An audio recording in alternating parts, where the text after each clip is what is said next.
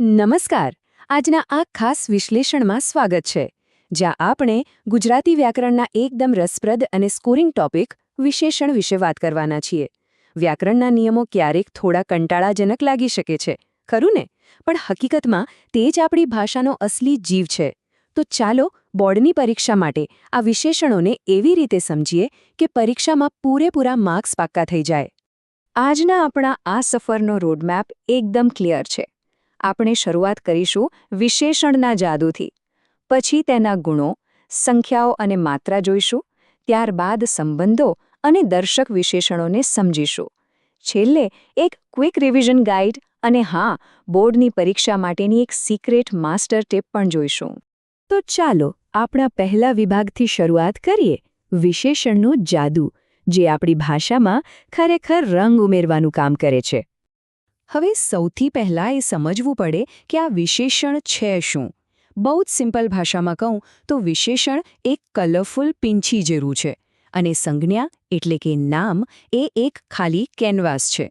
જે શબ્દ કોઈ નામના અર્થમાં વધારો કરે, તેની કોઈ ખાસિયત, સંખ્યા કે સંબંધ બતાવે તેને જ આપણે વિશેષણ કહીએ છીએ અને જેના માટે વપરાય તેને વિશેષ્ય કહેવાય. બસ આ બે શબ્દો વચ્ચેનો તફાવત સમજાઈ ગયો એટલે સમજો કે આગળનું બધું જ એકદમ આસાન થઈ ગયું. આ કોન્સેપ્ટને સમજવા માટે આ ઉદાહરણ જુઓ.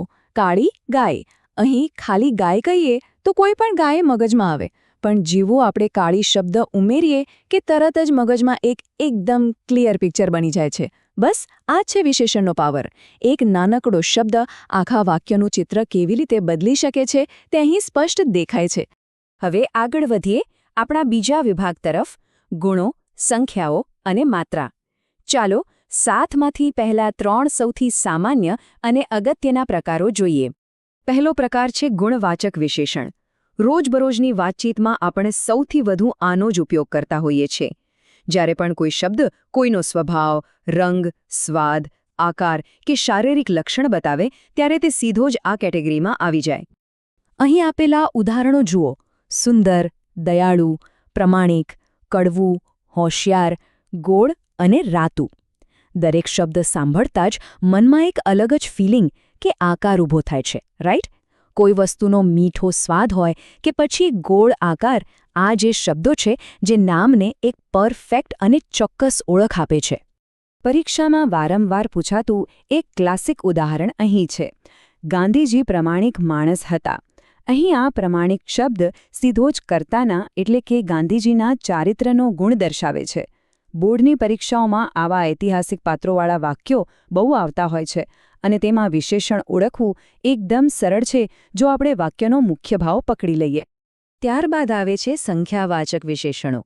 આમાં એક બહુ જ સરસ પ્રોગ્રેસિવ સિક્વેન્સ છે. સૌથી પહેલાં આવે ચોક્કસ સંખ્યા, જેમ કે 1, 2. પછી આવે ક્રમિક સંખ્યા, એટલે કે ઓર્ડર બતાવે, જેમ કે પહેલો, બીજો.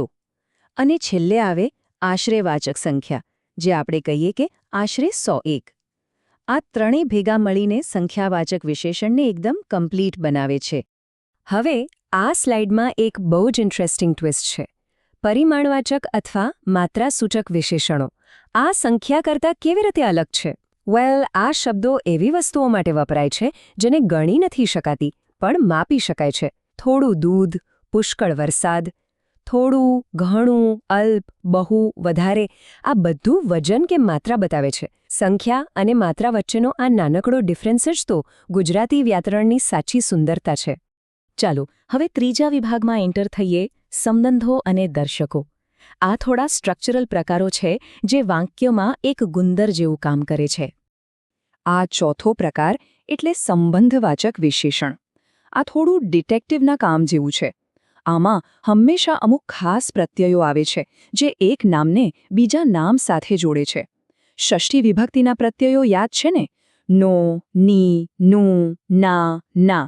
આ 5 પ્રત્યયોને તો મગજમાં બરાબર ફિટ જ કરી લેવા, કારણ કે આગળ જઈને એક બહુ જ મોટા સિક્રેટમાં આ જ પ્રત્યયો કામ લાગવાના છે. આ વાક્ય જુઓ. રાજાએ સોનાની સાંકળી પહેરી હતી. અહીં સોનાની એ સાંકળી સાથે સીધો સંબંધ બતાવે છે. સોનું આમ તો એક નામ છે, સામગ્રી છે, પણ તેની પાછળ પેલો ની પ્રત્યય લાગી ગયો એટલે તે તરત જ વિશેષણ બની ગયું. છે ને કમાલ? એક સામાન્ય નામ કેવી રીતે સંબંધનો પુલ બનીને વિશેષણમાં ફેરવાઈ જાય છે તે અહીં જોઈ શકાય છે. આગળ છે સાર્વનામિક અને દર્શક વિશેષણો. મારું, તેનું, આપણું આ બધા મૂળ તો સર્વનામ છે, પણ જ્યારે તે નામની આગળ આવીને માલિકી બતાવે ત્યારે તે સાર્વનામિક વિશેષણ બની જાય. બીજી બાજુ આ, પેલો, પેલી આ બધા દર્શક વિશેષણો છે, જાણે આપણે આંગળી ચીંધીને નજીક કે દૂરની કોઈ ચોક્કસ વસ્તુ કે વ્યક્તિને પોઈન્ટ આઉટ કરી રહ્યા હોઈએ. સાતમો અને છેલ્લો પ્રકાર એટલે પ્રશ્નવાચક વિશેષણ. આ એકદમ સિમ્પલ છે, જે શબ્દો સંજ્ઞા વિશે કોઈ સવાલ ઊભો કરે. કયો, કઈ, કેવું, કેટલું, શું. દાખલા તરીકે, તેઓ કઈ ચોપડી વાંચે છે? અહીં કઈ શબ્દ સીધો જ ચોપડી વિશે પ્રશ્ન કરે છે. આ પ્રકાર એક સામાન્ય વાક્યને ઇન્વેસ્ટિગેશનમાં ફેરવી નાખે છે અને સંવાદને જીવંત રાખે છે. આ સાથે આપણા 7 પ્રકાર પૂરા થાય છે. હવે બધું એકસાથે સમજવા માટે જોઈએ વિભાગ 4, ક્વિક રિવિઝન ગાઈડ. આ ટેબલ ખરેખર એક અલ્ટિમેટ ચીટ શીટ છે. અત્યાર સુધી આપણે જેટલી પણ વાત કરી તે બધું જ અહીં એકદમ મસ્ત અને ક્લિયર રીતે ગોઠવેલું છે. 7 પ્રકારો, તે શું દર્શાવે છે અને તેના ઉદાહરણો શું છે. પરીક્ષાના આગલા દિવસે ખાલી આ એક જ પેજ જોઈ લઈએ ને તો પણ આખું ચેપ્ટર રિવાઇઝ થઈ જાય. આ એક વિઝ્યુઅલ સ્નેપશોટ ખરેખર બહુ જ કામનો ટૂલ છે. અને હવે આવે છે આજના વિશ્લેષણનો સૌથી મહત્વનો હિસ્સો. વિભાગ 5, બોર્ડ એક્ઝામ માસ્ટર ટીપ, વિકારી વિરુદ્ધ અવિકારી. બોર્ડની પરીક્ષામાં પૂરેપૂરા માર્ક્સ લાવવા હોય તો આ તફાવત સમજવો જ પડે. વિકારી વિશેષણ એટલે એવા વિશેષણ જે સંજ્ઞાના લિંગ પ્રમાણે પોતાનું રૂપ બદલી નાખે. અને અવિકારી વિશેષણો એકદમ મક્કમ હોય. સંજ્ઞા ગમે તે લિંગની હોય તે પોતાનું રૂપ ક્યારેય ન બદલે. આ નાનકડો ડિફરન્સ જ વાક્યની સાચી શુદ્ધતા નક્કી કરે છે. આ 2 ઉદાહરણોની સરખામણી કરો. મોટો શબ્દ જુઓ. મોટો છોકરો, મોટી છોકરી, મોટું મકાન. પુલ્લિંગ, સ્ત્રીલિંગ અને નપુંસકલિંગ પ્રમાણે આખો શબ્દ બદલાઈ રહ્યો છે, એટલે તે વિકારી છે. જ્યારે બીજી બાજુ હોશિયાર શબ્દ જુઓ. હોશિયાર છોકરો, હોશિયાર છોકરી, તે જરા પણ બદલાતો નથી. તે અવિકારી છે.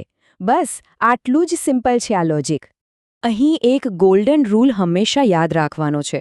આપણે પેલા સંબંધવાચક વિશેષણો જોયા હતા ને, નો, ની, નું, નામ, ના પ્રત્યયોવાળા.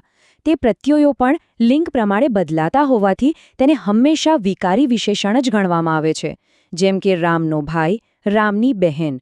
મોટાભાગે વિદ્યાર્થીઓ આ જ જગ્યાએ ભૂલ કરતા હોય છે. પણ હવે આ રૂલ ખબર છે એટલે એક પણ માર્ક નહીં કપાય. આપણી ભાષા ખરેખર એક અદ્ભુત રીતે જટિલ અને સુંદર વસ્તુ છે. વિશેષણો વિનાની દુનિયા એકદમ બ્લેક એન્ડ વ્હાઇટ કેનવાસ જેવી લાગે, ખરું ને? પણ આ શબ્દો વાતચીતમાં કેવા મસ્ત રંગો ભરી દે છે. જરા વિચારો, આજે તમે ઘરની બહાર નીકળો અને કોઈ પહેલી વસ્તુ જુઓ તો તેના માટે કયું એકદમ પરફેક્ટ વિશેષણ વાપરશો? એક સાચો શબ્દ સામાન્ય વાતચીતને પણ સ્પેશિયલ બનાવી દે છે. તો આજના આ વિશ્લેષણને અહીં જ વિરામ આપીએ છીએ. શીખતા રહો અને ભાષાના આ અદ્ભુત રંગોને માણતા રહો.